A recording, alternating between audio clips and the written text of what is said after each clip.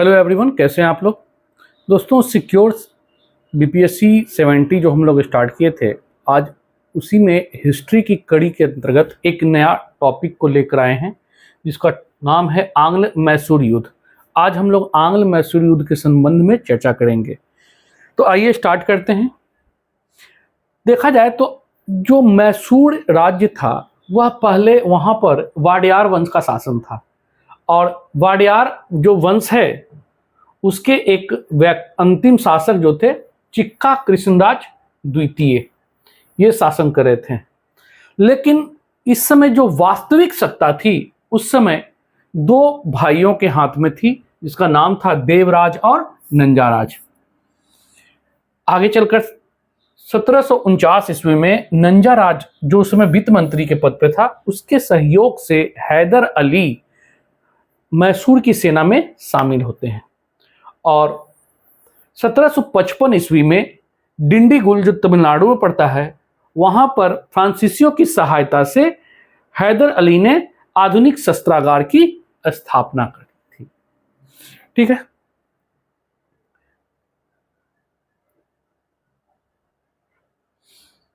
सत्रह सौ 61 ईस्वी में हैदर अली ने नंजाराज की हत्या कर दी और मैसूर का ये शासक बन बैठे हैदर अली।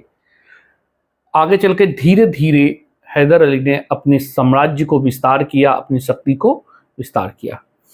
इनकी बढ़ती शक्ति से प्रभावित होकर या कह सकते हैं घबराकर अंग्रेजों ने इनके खिलाफ युद्ध कर दिया। और इसी युद्ध या वर्चस्व की लड़ाई में देखते हैं कि मैसूर और अंग्रेजों के बीच 4 टोटल युद्ध हुए, जिसे हम लोग आंग्ल मैसूर युद्ध के नाम से जानते हैं। ठीक है। तो इसी कड़ी में देखते हैं फर्स्ट एंग्लो मैसूर वॉर, जो 1767 से 69 के बीच घटित हुआ था। इस समय हैदर अली खासतौर पर देखिएगा और अंग्रेजों के बीच युद्ध होता है। अंग्रेजों ने इस समय मराठा और निजाम, हैदराबाद के जो निजाम थे, उन्हें अपने साथ सहयोग में ले लिया था। इस युद्ध में हैदर अली की विजय होती है और विवश होकर फिर देखते हैं कि अंग्रेजों ने 1769 ईस्वी में मद्रास की संधि कर ली। इस समय जो गवर्नर जनरल थे अंग्रेजों के, वह वारेन हेस्टिंग्स थे। ठीक है। तो इस प्रकार युद्ध समाप्त होता है मद्रास की संधि के तहत, प्रथम आंग्ल मैसूर युद्ध, और अंत में दोनों जो हैं एक दूसरे के जीते हुए क्षेत्र वापस कर देते हैं। फिर इसके बाद द्वितीय युद्ध की स्थिति बनती है, सेकेंड एंग्लो मैसूर युद्ध, जो 1780 से 84 ईस्वी के बीच घटित हुआ था। 1773 में ईस्ट इंडिया कंपनी ने माहे पर अधिकार कर लिया था, और यह माहे जो था वह हैदर अली के लिए चुनौती था, क्योंकि यह माहे पर फ्रांसीसियों के अधिकार थे। इस जो फर्स्ट संधि के तहत हुआ था, फर्स्ट मद्रास की संधि के तहत, उसमें यह कहा गया था कि हम लोग एक दूसरे के मित्र देश जो हैं, जो सहयोगी हैं, उन पर आक्रमण नहीं करेंगे। लेकिन माहे पर आक्रमण करना हैदर अली के लिए खुली चुनौती थी। खुली चुनौती इस रूप में क्योंकि हैदर अली और फ्रांसीसियों के बीच मित्रता थी, और बिना कहे उनके अधिकार क्षेत्र में जाकर माहे पर आक्रमण करना, इसका मतलब है कि हैदर अली के जो क्षेत्र था उस पर अधिकार करने का मतलब था कि खुली चुनौती देना कि अब जो करना है कर लीजिए। इसी बीच हैदर अली ने 1780 ईस्वी में आक्रमण किया और कर्नाटक पर अधिकार कर लिया। ठीक है। और इस समय जो ब्रिटिश सेनापति थे, और इस जो युद्ध हुआ था उसे हम लोग अरंडी का युद्ध कहते हैं। मतलब 1780 में हैदर अली ने अरंडी के युद्ध में ब्रिटिश सेनापति को पराजित किया, और इस समय जो ब्रिटिश सेनापति थे उनका नाम था जनरल वेली। जनरल वेली। जैसे ही युद्ध में हैदर अली की जीत होती है, ईस्ट इंडिया कंपनी, जो इस समय वारेन हेस्टिंग्स यहाँ के गवर्नर जनरल थे, उन्होंने आयर कूट को सेनापति के रूप में नियुक्त किया और हैदर के खिलाफ युद्ध के लिए भेजे थे।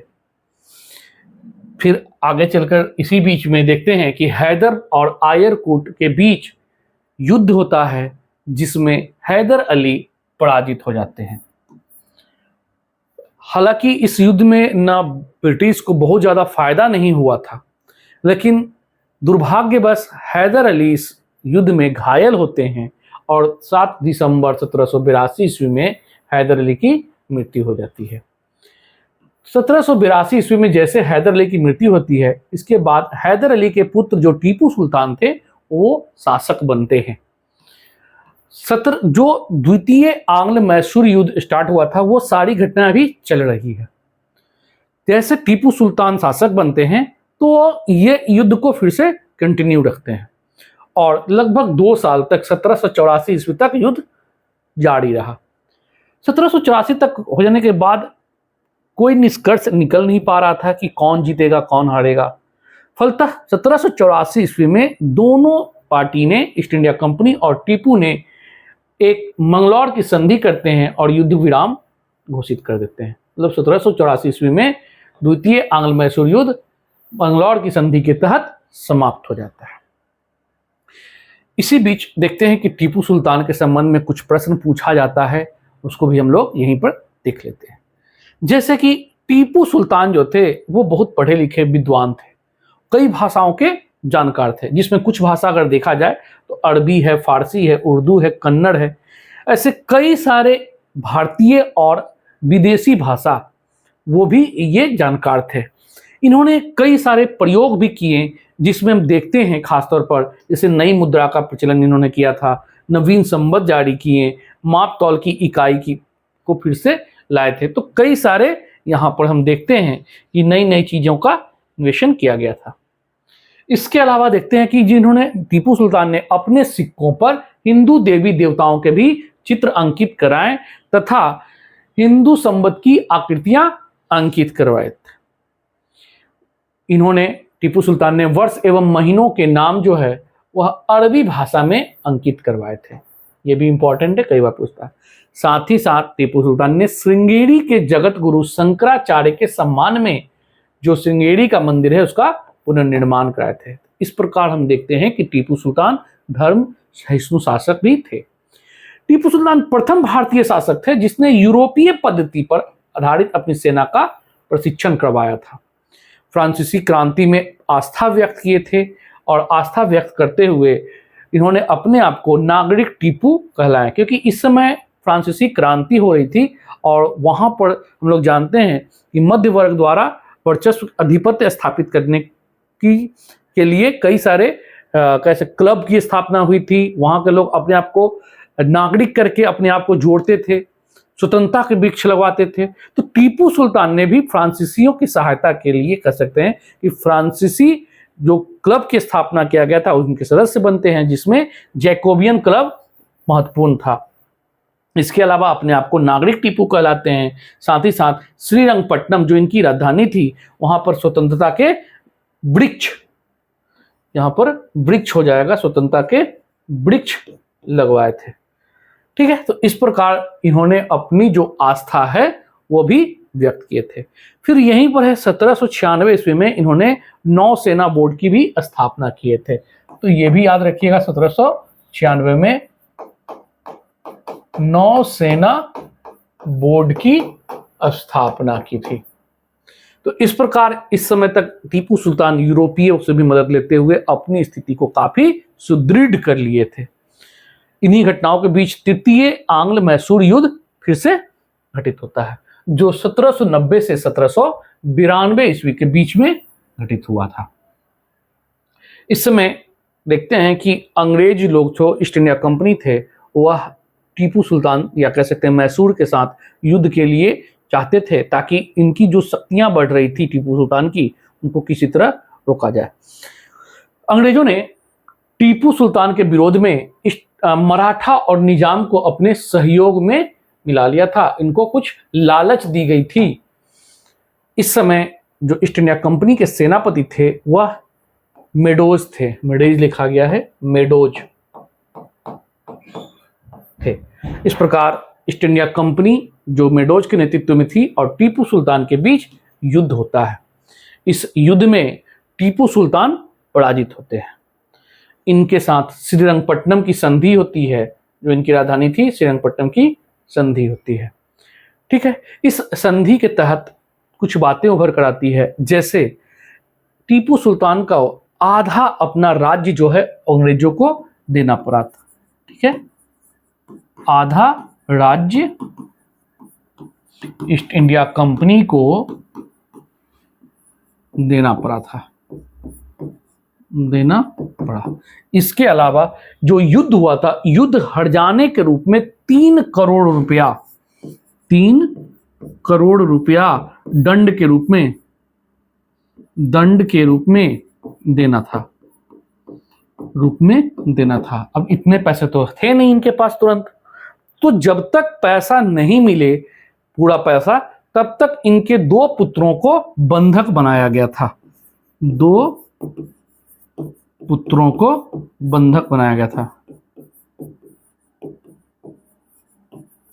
इस प्रकार कह सकते हैं कि टीपू को लगभग कमजोर कर दिया गया था। ठीक है, इस युद्ध के बाद जो गवर्नर जनरल थे वह लॉर्ड कॉर्नवालिस, इनका एक स्टेटमेंट भी आया था और कई बार क्वेश्चन पूछा हुआ यहाँ पर। इन्होंने कहा था कि हमने बिना मित्रों को, मतलब मराठा और निजाम के बारे में बताए थे कि हमने बिना मित्रों को शक्तिशाली बनाए दुश्मनों को कुचल दिया। तो ये तृतीय आंग्ल मैसूर युद्ध का स्टेटमेंट था। इनका स्टेटमेंट है तो लॉर्ड कॉर्नवालिस के स्टेटमेंट है। तो ये कई बार क्वेश्चन पूछा गया है। ठीक है, तो इस प्रकार तृतीय आंग्ल मैसूर युद्ध श्रीरंगपट्टनम संधि के तहत समाप्त होती है। फिर आगे चल के देखते हैं कि इसी समय ईस्ट इंडिया कंपनी की नीति में परिवर्तन होता है और एक कह सकते हैं कि सहायक संधि भी स्टार्ट कर दी गई थी।